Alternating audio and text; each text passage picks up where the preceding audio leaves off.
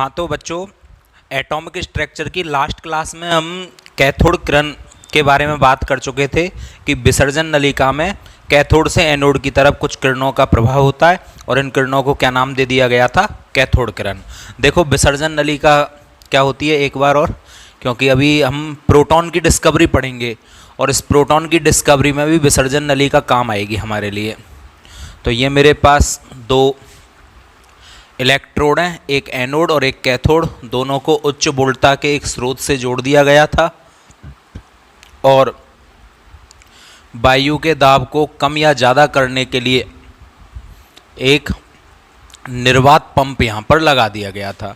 लगभग 10,000 वोल्ट का यहाँ पर करंट प्रवाहित किया जाता है। जो प्लस वाला भाग है वो एनोड है आपका और जो माइनस वाला भाग है वो आपका कैथोड है।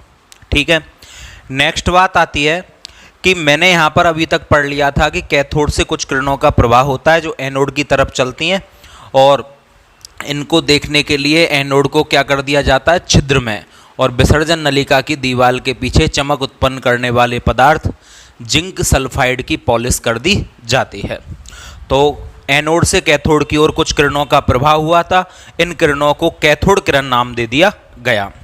लेकिन बाद में ये जानकारी प्राप्त हुई थी कि ये किरण कैथोड से नहीं चलती हैं, ये किरण बीच में जो गैसें भरी हुई होती हैं, जैसे हाइड्रोजन, ऑक्सीजन, नाइट्रोजन, कोई सी भी गैस होती है, वो गैस क्या है, इतने वोल्टेज के टेम्परेचर पर आयनित हो जाती है और जब ये आयनित हो जाती है तो टूट कर क्या बनाती है, इलेक्ट्रॉन निकालती हैं। ये मत कहना कि नाइट्रोजन पर प्लस लगा दिया, ऑक्सीजन पर प्लस, ये आयनित हो गई और इन्होंने अपने अंदर से क्या निकाले, इलेक्ट्रॉन। और एनोड पर पॉजिटिव चार्ज होता है तो ये इलेक्ट्रॉन एनोड की तरफ क्या हुए, एनोड की तरफ आकर्षित होने लग गए थे। ठीक है, बाद में डिस्कवरी मतलब रिसर्च से ये चीज़ें पता लगी थी। अब नेक्स्ट बात ये आई कि क्या कैथोड किरण, जो लास्ट हमारा टॉपिक था उसी में, कैथोड किरण को जब हमने पढ़ा था या इलेक्ट्रॉन की डिस्कवरी हमने की थी, तब मैं इन इलेक्ट्रॉनों को बदल दूं या गैसों को बदल दूं तो क्या कैथोड किरणों पर या इलेक्ट्रॉन पर कोई प्रभाव पड़ेगा। देखो, यदि मैंने यहाँ पर ये इलेक्ट्रोड लोह धातु के ले लिए, Fe के, इसकी जगह मैं प्लेटिनम के ले लूँ, सोने के ले लूँ, चांदी के ले लूँ, ठीक है, इनके ले लेता हूँ, तो इस सिचुएशन में क्या होगा कि इलेक्ट्रोड बदलने पर कैथोड किरणों के वेग पर या इलेक्ट्रॉन के वेग पर, द्रव्यमान पर किसी भी प्रकार का प्रभाव नहीं पड़ता है। और वो क्यों नहीं पड़ता है, क्योंकि चाहे कोई सी भी धातु ली जाए, एनोड पॉजिटिव होगा और इलेक्ट्रॉनों को अपनी तरफ अट्रैक्ट करेगा, और गैस चाहे कोई सी भी हो, सब में से क्या निकलेंगे, इलेक्ट्रॉन। तो इलेक्ट्रॉन तो सेम एनर्जी वाले होंगे और उन पर नेगेटिव चार्ज है तो वो पॉजिटिव की तरह क्या होता है, अट्रैक्ट होता है। तो आपने जो नोट्स बनाए होंगे उसमें लिखा होगा कैथोड किरणों के गुणधर्म, तो उसमें एक लाइन आप और लिख सकते हो कि कैथोड किरण में इलेक्ट्रोड तथा गैस की प्रकृति का कोई प्रभाव नहीं पड़ता है। ठीक है, अब हम पढ़ेंगे प्रोटॉन की डिस्कवरी। देखो, इलेक्ट्रॉन की डिस्कवरी होने के बाद अब बात आती है कि प्रोटॉन को कैसे डिस्कवर किया गया। भाई साइंटिस्ट सोच रहे थे कि जब हमने एनोड को छिद्र में कर दिया तो यहाँ पर जिंक सल्फाइड में चमक उत्पन्न होने लगी, क्यों ना इधर से इसको बंद करके इसको छिद्र में किया जाए और इधर जिंक सल्फाइड की पॉलिश की जाए, क्या पता इधर से भी कुछ किरणें इधर की ओर प्रवाहित होती हों। ये देखा गया, तो यहाँ से इसको बंद किया गया, इधर से जिंक सल्फाइड की जगह पॉलिश जिंक सल्फाइड की किधर कर दी गई, कैथोड के पीछे। और जैसे ही करंट ऑन किया गया तो क्या देखा गया, इसको छिद्र में करके, अब ऐसा नहीं है कि इलेक्ट्रॉन की खोज आज हुई और अगले दिन जाकर हमने प्रोटॉन की डिस्कवरी कर ली। इन डिस्कवरियों में या इन रिसर्चों में काफ़ी टाइम खर्च होता है, कंज्यूम होता है। तो यहाँ से एनोड से कैथोड की ओर भी कुछ किरणों का प्रवाह होता है जो इन छोटे छोटे छिद्रों में से, छोटे छोटे छिद्रों को कैनाल बोला जाता है, कैनाल, और इन कैनालों में से निकलकर ये किस पर टकराती हैं, इस विसर्जन नलिका की दीवार पर टकराती हैं, इन छिद्रों में से निकलकर।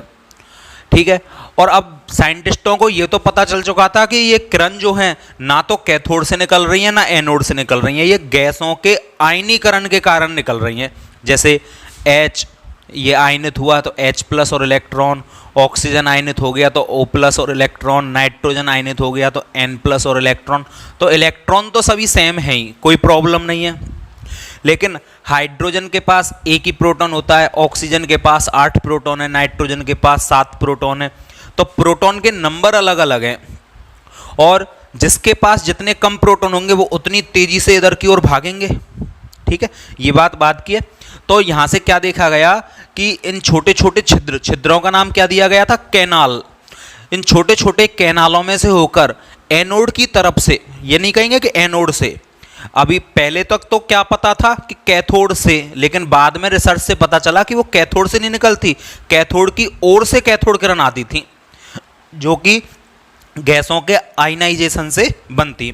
लेकिन अब एनोड किरण जब हमने खोजी तो उस समय ये पता तो चली गया था एनोड से नहीं आती हैं, तो एनोड की ओर से कुछ किरणों का प्रवाह होता है जो इन छोटे छोटे छिद्रों से निकलकर विसर्जन नलिका की दीवार पर टकराता है और चमक उत्पन्न करता है।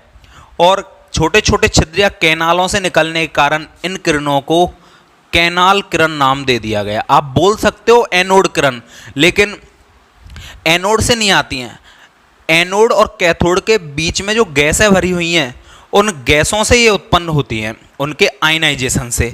तो इसी कारण पहले पता नहीं था, इस कारण कैथोड किरण नाम दिया गया। अब पता चल चुका है, इस कारण जो ये किरण दूसरी बन रही है इनको एनोड किरण नाम ना देकर क्या नाम दिया गया? अब इनका नाम दिया गया कैनाल किरण। क्लियर है?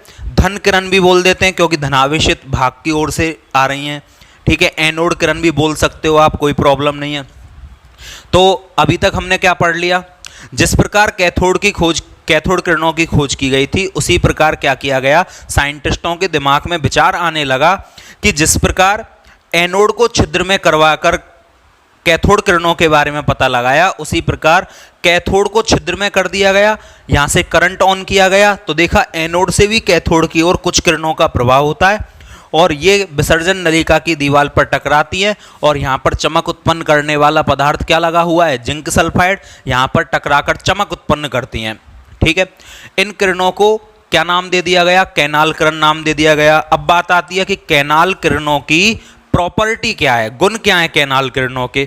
तो गुण वही हैं जो कि कैथोड किरणों के थे। पहला, ये किरण एनोड से कैथोड की ओर सीधी रेखा में गमन करती हैं। कैथोड किरणों का पहला गुण क्या था? कैथोड से एनोड की तरफ सीधी रेखा में गमन करती हैं। ये एनोड से कैथोड की ओर सीधी रेखा में गमन करती हैं। तो पहला गुण हो जाएगा कैनाल किरणों का, कैनाल किरण एनोड से कैथोड की ओर सीधी रेखा में गमन करती हैं। अब आप कहोगे पता कैसे चला? तो तरीका मैंने आपको बता ही दिया कि यदि सामने बल्ब लगा हुआ है तो मेरा प्रतिबिंब पीछे बनेगा, इधर लगा हुआ है तो इधर बनेगा, इधर लगा हुआ है तो इधर बनेगा। अब इनके जस्ट सामने कोई वस्तु रख दी गई, उसका प्रतिबिंब बिल्कुल जस्ट सीध में बना, तो उससे पता चल रहा था कि ये बिल्कुल सीधी रेखा में गमन करती हैं। तो पहली प्रॉपर्टी, कैनाल किरण कैथोड किरणों की तरह ही सीधी रेखा में गमन करती हैं। दूसरी बात, कोई हल्का पहिया यदि रख दिया जाए तो ये घूमने लग जाता है। तो कैनाल किरणों के मार्ग में हल्का पहिया रखने पर वो घूमने लग जाता है, इसका मतलब इनमें भी द्रव्यमान पाया जाता है, इनमें भी ऊष्मीय ऊर्जा पाई जाती है, इनमें भी गतिज ऊर्जा पाई जाती है। ठीक है, तो जो गुण आपके कैथोड किरणों के थे वही गुण किनके हैं? कैनाल किरणों के। ठीक है, अब नेक्स्ट बात आती है, क्या मैं यहाँ पर इलेक्ट्रॉनों को बदल दूँ, गैस को बदल दूँ? तो देखो, इलेक्ट्रोड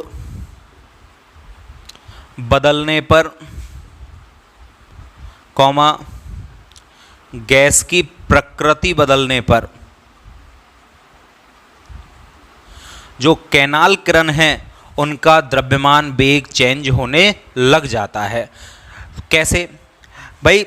अलग अलग गैसों में नंबर ऑफ प्रोटॉन भी कैसे होते हैं? अलग अलग होते हैं। और अलग अलग इलेक्ट्रॉनों की अट्रैक्शन फोर्स और इनकी टेंडेंसी भी कैसी होती है? अलग अलग होती है।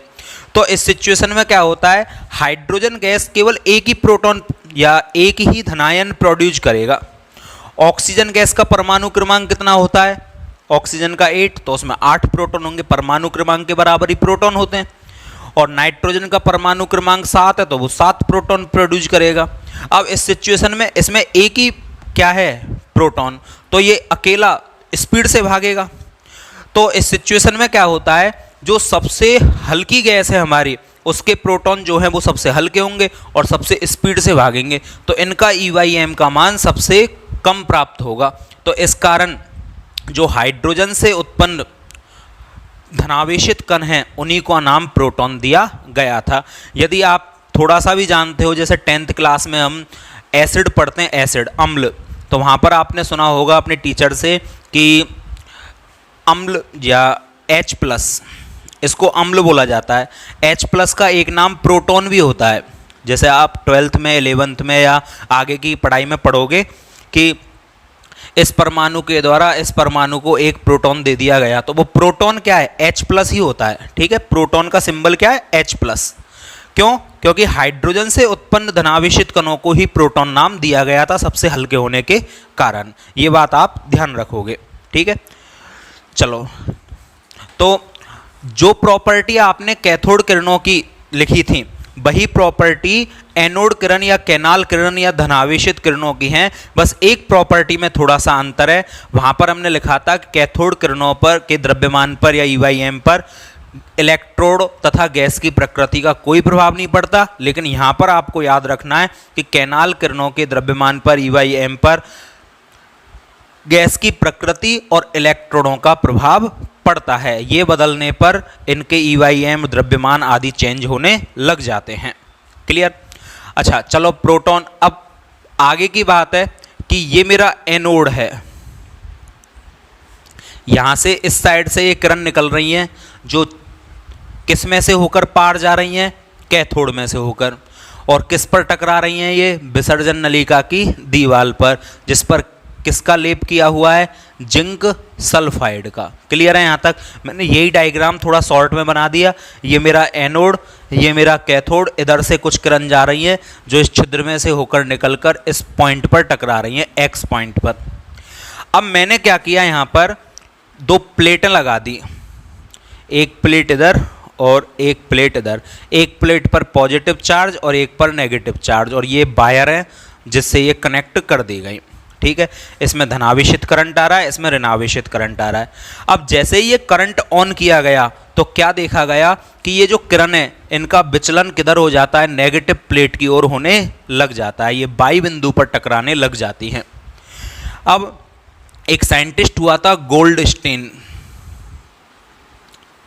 तो क्या कहा गया, जब कैनाल किरणों के मार्ग में, सुनना ध्यान से, ये कैनाल किरण है, जब कैनाल किरणों के मार्ग में विद्युत व चुंबकीय क्षेत्र लगाया जाता है तो ये कैनाल किरण ऋण आवेशित प्लेट की ओर विचलन प्रदर्शित करती हैं। इससे निष्कर्ष निकलता है कि कैनाल किरण छोटे छोटे धन आवेशित कणों से मिलकर बनी हुई होती है। अब पता कैसे चला धनावेशित, तो भाई किधर की ओर जा घूम रही है, ये नेगेटिव की तरफ। नेगेटिव की तरफ कौन जाएगा, पॉजिटिव। तो जब कैनाल किरणों के मार्ग में विद्युत व चुंबकीय क्षेत्र लगाया जाता है तो कैनाल किरण ऋणावेशित प्लेट की ओर विचलन प्रदर्शित करती है। इससे निष्कर्ष निकलता है कि कैनाल किरण छोटे छोटे धनावेशित कणों से मिलकर बनी हुई होती है, और गोल्डस्टीन के द्वारा इन्हीं धनावेशित कणों को प्रोटॉन नाम दे दिया गया था। इन्हीं धनावेशित कणों को नाम क्या दे दिया गया, proton. Actually proton hydrogen gas से उत्पन्न पार्टिकल को बोला गया था, तो प्रोटॉन को ये सिंबल भी दिया जाता है और ये सिंबल भी दिया जाता है। नॉर्मली हम ये यूज करते हैं, लेकिन एसिड वाली उन चीज़ों में हम प्रोटॉन ये भी यूज कर लेते हैं। क्लियर? नॉर्मली आप यही लिखोगे। तो अभी तक आपके क्या समझ में आया? जैसे हमने कैथोड किरण खोज ली थी, इसी प्रकार से एनोड किरणों की डिस्कवरी हुई। छिद्र में कैथोड को किया गया, इस साइड से गैसों के आयनाइजेशन के कारण कुछ किरणों का प्रवाह हुआ, जिन पर विद्युत और चुंबकीय क्षेत्र लगाया गया। ये किरण ऋणावेशित प्लेट की ओर विचलित हो गई। इससे निष्कर्ष निकाला गया कि ये किरण छोटे छोटे धनावेशित कणों से मिलकर बनी हुई होती हैं। उन्हीं धनावेशित कणों को गोल्डस्टीन ने क्या नाम दे दिया, प्रोटॉन नाम दे दिया। तो इस तरह से प्रोटॉन की क्या हो गई, आपकी डिस्कवरी। चलो नेक्स्ट अब बात करते हैं हम जो सबसे इंपॉर्टेंट चीज़ है कि प्रोटॉन का द्रव्यमान कितना होता है, प्रोटॉन पर आवेश कितना होता है। तो सबसे पहली बात, प्रोटॉन का प्रतीक क्या है, तो प्रोटॉन को हम P+ से डिनोट कर देते हैं। और कोई एसिड है या एसिडिक रिएक्शन है तो वहाँ पर प्रोटॉन को आप H+ भी बोल सकते हो। नेक्स्ट बात, प्रोटॉन पर आवेश कितना होता है? तो प्रोटॉन पर पहली बात तो धनावेश होता है। अब ये धन और ऋण केवल इसके प्रकृति को प्रदर्शित करते हैं, मैंने लास्ट क्लास में भी बताया था आपको। पॉजिटिव और नेगेटिव का न्यूमेरिकल में कोई प्रभाव नहीं पड़ता, केवल पॉजिटिव और नेगेटिव नेचर को दर्शाते हैं, प्रकृति को। वैल्यू याद रखनी है आपको, 1.6 इंटू 10⁻19 कूलम, ये इसका आवेश है। तो इलेक्ट्रॉन का कितना था? -1.6 गुना 10⁻−19 कूलम। और प्रोटॉन का कितना है? +1.6 गुना 10⁻−19 कूलम, बिल्कुल बराबर। अच्छा, ESU में कितना आवेश हो जाएगा? तो प्लस वही बराबर हो जाएगा, 4.8 गुना 10⁻−10 ESU, इलेक्ट्रोस्टैटिक यूनिट, स्थिर वैद्युत इकाई। प्रोटॉन का द्रव्यमान कितना होता है? तो प्रोटॉन का द्रव्यमान होता है 1.672 इंटू 10⁻⁻27 किलोग्राम। ये वैल्यू आपकी किलोग्राम में, मैंने आपको बता दिया था किलो का मतलब क्या होता है, 10⁻³ ग्राम। कहीं पर भी किलो लिखा हुआ आ जाए तो जैसे 1 kg, तो इसको किलो का मतलब होता है 10⁻3, तो इसको आप क्या लिख सकते हो, 1 गुना 10⁻3 ग्राम, तो वो 10⁻3 ग्राम ही होगा। यदि मैं इसे ग्राम में बदलूं तो किलो की जगह 10⁻3 लगा दो, तो -27 प्लस के 3 कितना बचा? -24। तो आप इस वैल्यू को और क्या लिख सकते हो, 1.672 इंटू 10⁻⁻24 ग्राम। ये भी इस वैल्यू को आप लिख सकते हो। क्लियर है? प्रोटॉन का द्रव्यमान हो गया, प्रोटॉन का आवेश हो गया। अब बात करते हैं हम कि प्रोटॉन का E/m कितना होता है। और E/m के बारे में मैंने आपको बता ही दिया था। E का मतलब क्या होता है? आवेश, और m का मतलब क्या होता है? द्रव्यमान। तो प्रोटॉन का E/m,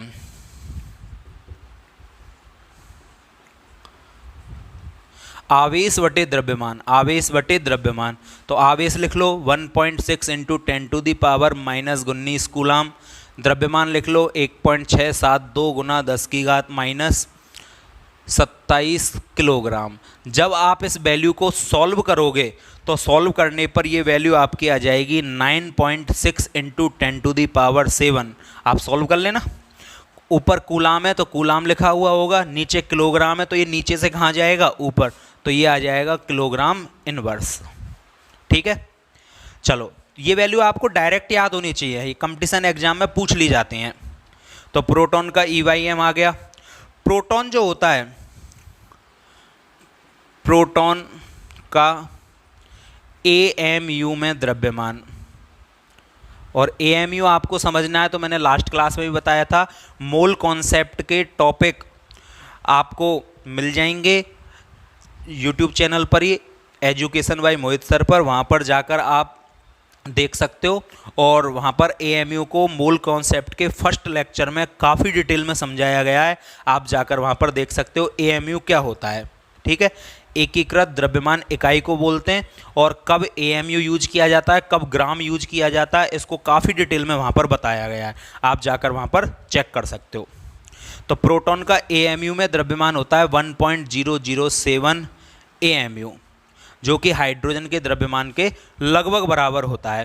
ठीक है, और हाइड्रोजन का कितना होता है? 1.008 AMU। तो ये लगभग अप्रॉक्सीमेट क्या होते हैं? बराबर होते हैं। तो ये आपकी पूरी प्रोटॉन के बारे में कुछ न्यूमेरिकल वैल्यू है जो आपको काफ़ी काम में आती हैं, इनको आप ध्यान में रखोगे। क्लियर है यहाँ तक? कोई प्रॉब्लम? चलो नेक्स्ट अब बात करते हैं हम प्रोटॉन के बाद डिस्कवरी ऑफ न्यूट्रॉन। ठीक है, आप इसको कॉपी करो।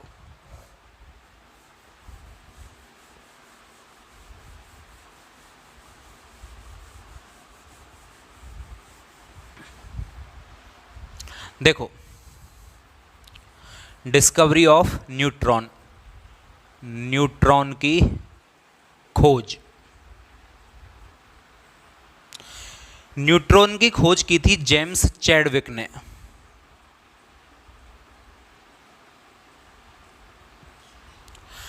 क्या किया गया था कि एक बेरिलियम परमाणु का नाविक था जिसका परमाणु क्रमांक तो 4 होता है और द्रव्यमान कितना होता है? 9।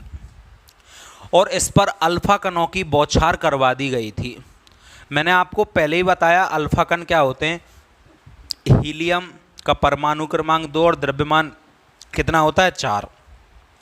जितना परमाणु क्रमांक होता है उतने ही इलेक्ट्रॉन होते हैं उस परमाणु में और उतने ही प्रोटॉन होते हैं। बस कोई आवेश नहीं होना चाहिए, उदासीन होना चाहिए वो। तो इसमें 2 ही प्रोटॉन है और 2 ही इसमें इलेक्ट्रॉन है।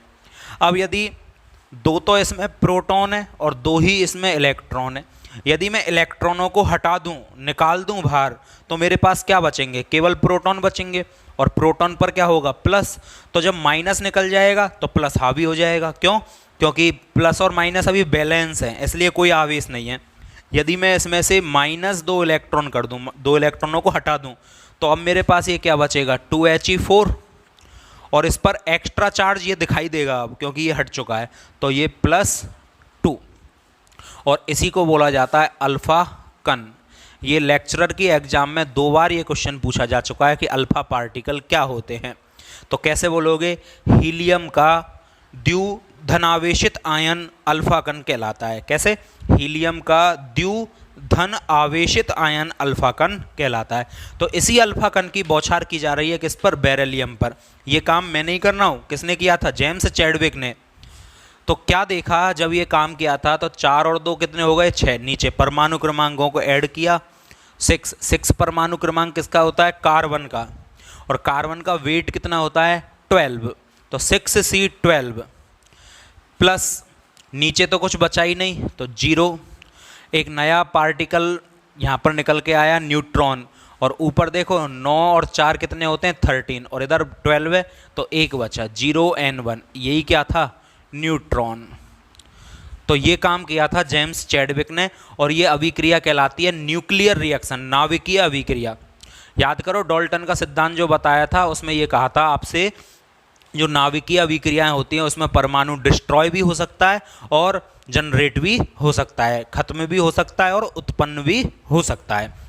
तो लैंग्वेज कैसे बोलेंगे? जब बेरिलियम नाभिक पर अल्फा कणों की बौछार की जाती है तो आवेश रहित कण, उदासीन कण, न्यूट्रॉन की उत्पत्ति होती है। ये आपके जेम्स चैडविक के द्वारा ये काम किया गया था। और अब हम बात कर लेते हैं कि जो न्यूट्रॉन होता है उस न्यूट्रॉन पर आवेश कितना होता है। तो न्यूट्रॉन पर आवेश, अब आवेश रहित है तो आवेश तो होगा ही नहीं, 0, उदासीन है। न्यूट्रॉन का द्रव्यमान, न्यूट्रॉन का द्रव्यमान 1.675 × 10⁻⁻27 किलोग्राम। 1.675 × 10⁻⁻27 किलोग्राम। 5 को हटाकर 2 कर दो, प्रोटॉन का द्रव्यमान बन जाएगा। 5 लिख दोगे तो न्यूट्रॉन का द्रव्यमान हो जाएगा। अच्छा, ऐसे यदि ग्राम में लिखना है तो किलो की जगह क्या बताया? 10⁻3। 10⁻3 लिखोगे और 3 का मतलब 24 रह जाएगा। तो 1.675 × 10⁻24 ग्राम, ये भी आप लिख सकते हो। और E/m क्या हो जाएगा? E आवेश बटे द्रव्यमान, और 0 का मतलब तो क्या है? हमसे जो टकराएगा खुद भी 0 हो जाएगा। तो E/m की वैल्यू कितनी होती है? 0 होती है। तो ये आपके तीनों फंडामेंटल पार्टिकल हैं, इलेक्ट्रॉन, प्रोटॉन एंड न्यूट्रॉन। अब अपन इसकी शॉर्ट, एक आप इसे कॉपी कर लेना, मैं इसकी शॉर्ट समरी कर रहा हूँ जो सबसे इम्पोर्टेंट चीज़ है। ठीक है, वो चार्ट जो बना रहा हूँ ना, वो तो आपको याद होना ही होना चाहिए। ठीक, या आप पॉज लो और कॉपी करो।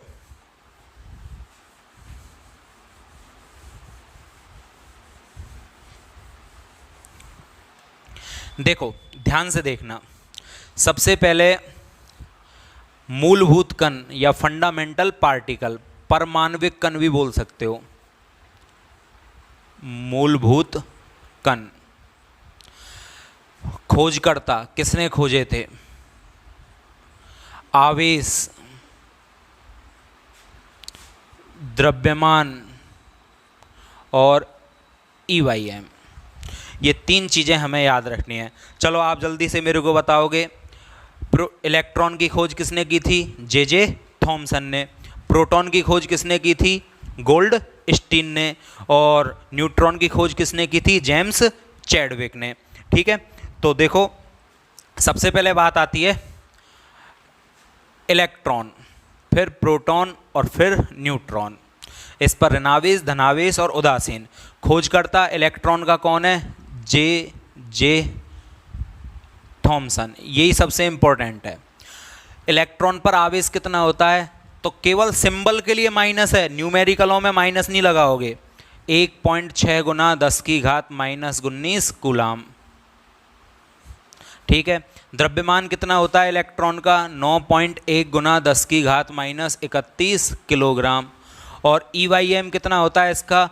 1.76 इंटू 10⁻11 कूलाम किलोग्राम इनवर्स। ठीक है, चलो प्रोटॉन की बात करें। प्रोटॉन की डिस्कवरी किसने कर ली थी? प्रोटॉन की डिस्कवरी गोल्ड स्टीन। आवेश कितना होता है प्रोटॉन पर? तो वही आवेश है, बस प्लस लगा देना, 1.6 गुना 10 की घात -19 कूलाम। द्रव्यमान कितना होता है? 1.672 गुना 10 की घात -27 किलोग्राम।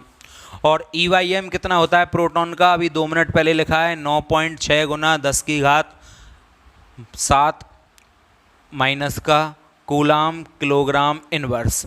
ठीक है, ये आपका क्या हो जाएगा? EYM of proton. Next neutron. खोजकर्ता कौन है? James Chadwick. आवेश कितना होता है? 0। उदासीन है, आवेश रहित कण होता है। नेक्स्ट द्रव्यमान कितना होता है? 1.675 इंटू 10⁻⁻27 किलोग्राम। और EYM कितना होता है? 0। तो ये पूरी इसकी चार्ट में सब वैल्यू आ गई हैं। ठीक है, और ये वैल्यू आपको याद होनी चाहिए और ये हमें काफ़ी काम में आती हैं। ठीक है, इसको आप कॉपी करोगे। अच्छा, अब आप मेरे को ये बता सकते हो इसमें सबसे भारी कौन है और सबसे हल्का कौन है वजन में? अच्छा, -31, -27, -27। तो -31 का मतलब तो भाग लग रहा है नीचे, 1 के आगे 31 जीरो हैं, मतलब 9.1/10 की घात 31। एक वैल्यू तो ये है, एक वैल्यू है 1.672/10 की घात 27 और एक वैल्यू है 1.675/10 की घात 27। बता सकते हो सबसे कम आंसर किसका आएगा? इसका। क्यों? 10 की घात 31 का भाग लग रहा है, पढ़ भी नहीं सकते, इतनी जीरो हैं। यहाँ 10 की घात 27 का भाग लग रहा है और यहाँ पर 10 की घात 27 का भाग लग रहा है, लेकिन ये वैल्यू 2 है और ये वैल्यू 5 है। तो आंसर कम किसका आएगा? 2 वाले का। ज़्यादा किसका आएगा? 5 वाले का। ये बड़ी वैल्यू है भाई थोड़ी सी, चाहे पॉइंटों में ही सही, और ये थोड़ी सी कम वैल्यू है, तो इसका आंसर सब इन दोनों में इसका आंसर ज़्यादा आएगा, इसका आंसर कम आएगा। तो हम क्या कहेंगे? सभी मूलभूत कणों में, सभी मूलभूत कणों में इलेक्ट्रॉन सबसे हल्का कण एवं न्यूट्रॉन सबसे भारी कण होता है। सभी मूलभूत कणों में इलेक्ट्रॉन सबसे हल्का और न्यूट्रॉन सबसे भारी कण होता है। तो ये ललाओ आपके क्या हो चुके हैं? इलेक्ट्रॉन, प्रोटॉन एंड न्यूट्रॉन, परमाणु के मूलभूत कण। और यदि इनकी थ्योरी जो मैंने आपको बताई है वो याद नहीं रहे तो कोई बड़ी बात नहीं है, लेकिन ये चार्ट आपको याद होना चाहिए कि EYM वैल्यू कितनी है, मास कितना है, चार्ज कितना है, डिस्कवरी किसने की थी और फंडामेंटल पार्टिकल कौन कौन से होते हैं। क्लियर है? तो आज हमने प्रोटॉन की डिस्कवरी कर ली, न्यूट्रॉन की डिस्कवरी कर ली। नेक्स्ट क्लास में हम परमाणु के मॉडलों को पढ़ेंगे, जिसके अंदर थॉमसन का परमाणु मॉडल आ जाएगा आपका और रदरफोर्ड का परमाणु मॉडल। फिर उसके बाद हम आगे विद्युत चुंबकीय तरंगों के बारे में बात करेंगे, प्लांक का सिद्धांत पढ़ेंगे, मैक्सवेल का सिद्धांत पढ़ेंगे, नील्स बोर की थ्योरी पढ़ेंगे। ठीक है, तो स्टेप बाय स्टेप एक एक करके हम आगे चलते जाएंगे और अभी आप इसको सही ढंग से याद करो, लर्न करो, नोट्स बनाओ। आज के लिए इतना ही। Thank you.